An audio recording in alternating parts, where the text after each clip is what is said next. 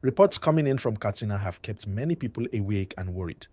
And as the situation continues to develop, it is important to talk about it calmly, clearly, and responsibly. Early before dawn, information began spreading about a serious security incident involving armed bandits and a military location in Katsina State.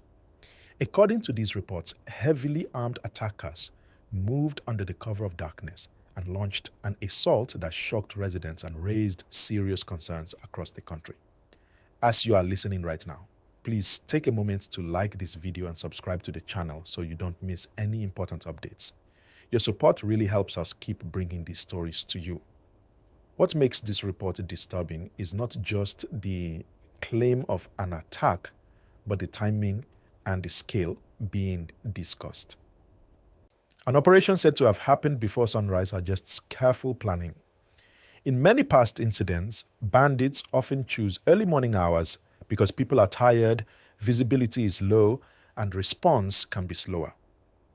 This pattern has been seen repeatedly in the Northwest, where communities have faced sudden attacks while people were still asleep or just waking up.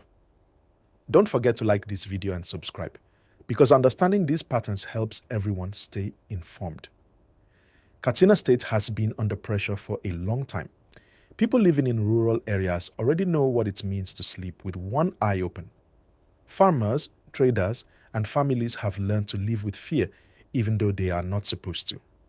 Over time, bandit groups have grown bolder, moving from attacking villages to challenging security presence. This is why any report involving the military location immediately raises alarm. Please remember to like and subscribe as we continue breaking this down in a way that is easy to understand. From what is being discussed, the attackers were said to have arrived in numbers, carrying advanced weapons, and they allegedly targeted soldiers stationed in the area. Claims like these, whether fully confirmed or still emerging, point to a deeper issue that many Nigerians have been talking about for years. How did criminal groups gain so much confidence? How did they get access to such weapons? And why does it feel like the cycle keeps repeating? Like this video and subscribe if you want us to keep asking these important questions on your behalf. It is also important to be careful with information at times like these. In moments of fear and tension, stories can spread very fast, sometimes faster than facts. That is why professional news telling is about balance. We talk about what people are saying, we explain the background, and we wait for clear confirmation before drawing strong conclusions. Still, even the discussion alone tells us something serious. People no longer feel safe, and trust in security is being tested. Please like and subscribe, because staying calm and informed is better than panic. The wider picture shows that Katsina is not alone. States across the Northwest have faced similar threats. Roads that used to be busy with travelers are now avoided at certain hours. Some communities have adjusted their daily routines, finishing activities early and locking themselves in before nightfall. Schools in some areas have been shut at different times because parents fear for their children. This is the environment in which any report of a military attack is received. And that context matters. Like this video and subscribe so we can continue explaining these issues clearly. When people hear that soldiers may have been harmed, emotions rise quickly. Soldiers represent protection to many citizens. They are seen as people standing between civilians and danger. So any claim of soldiers being attacked creates fear and anger at the same time. People begin to ask if the situation is getting out of control. They ask whether enough is being done and whether new strategies are needed. Please like this video and subscribe as we carefully unpack these concerns. Another issue people are talking about is the impact on morale. If attacks on security locations continue to be discussed, it affects not only the public but also those serving on the front lines. Morale matters in security operations. Confidence matters. Communities also watch closely to see how authorities respond. Silence creates room for rumors, while clear communication helps reduce fear. Like and subscribe so you can stay connected as this story develops.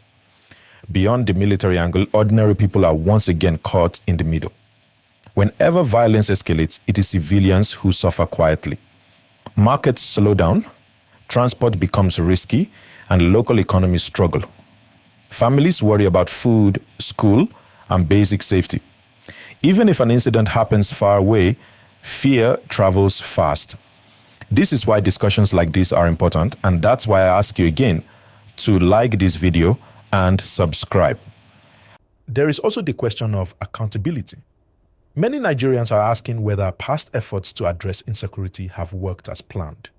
Different approaches have been tried over the years, from negotiations to increased military operations. Some brought temporary relief, others did not last. The conversation is now shifting toward long-term solutions, intelligence gathering, border control, and community cooperation.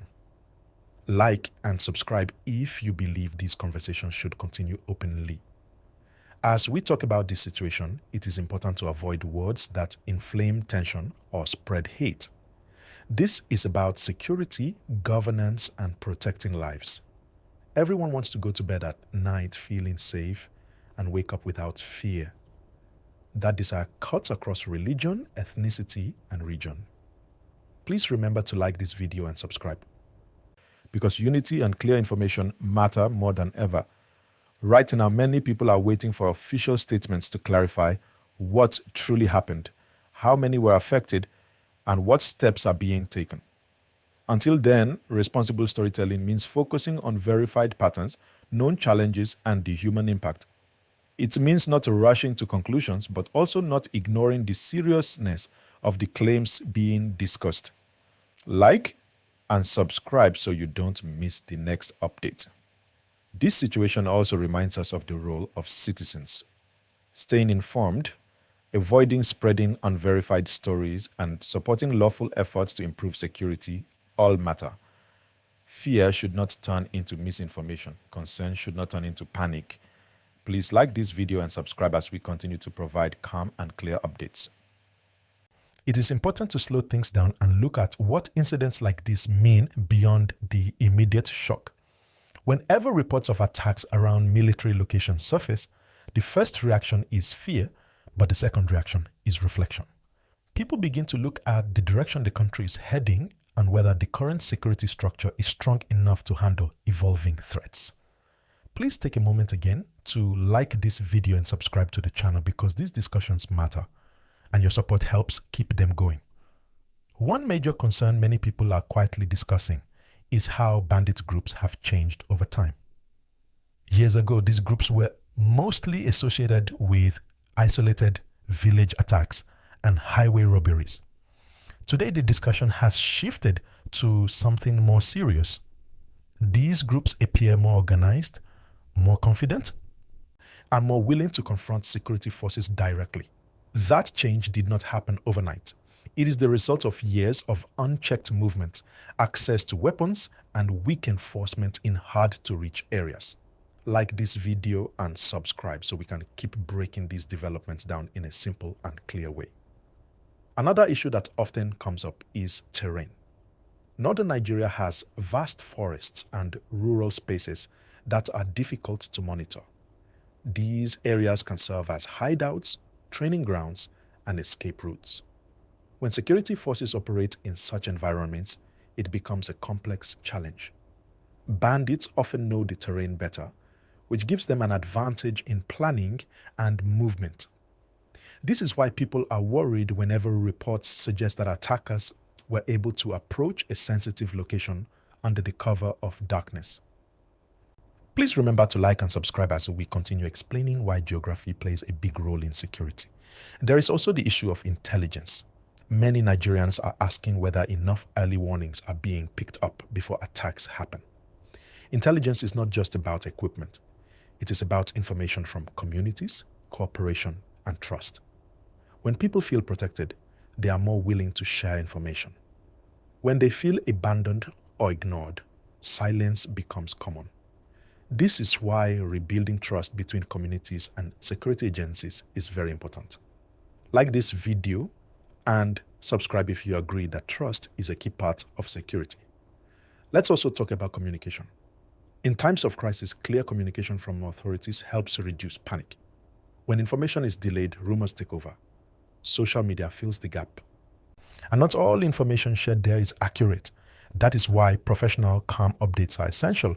People want to know what happened, what is being done, and what to expect next.